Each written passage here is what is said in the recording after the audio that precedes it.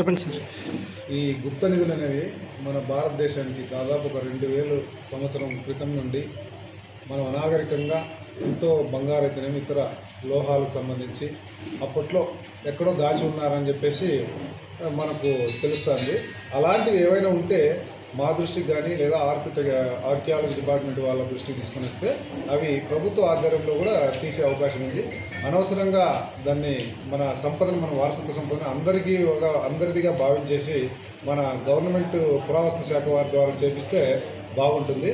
ఇలాంటివి ఏదైనా దొంగతనాలు ప్రయత్నిస్తే మళ్ళీ కూడా మాకు ఇన్ఫర్మేషన్ ఇస్తే ఖచ్చితంగా కఠినమైన చర్యలు తీసుకుంటాం.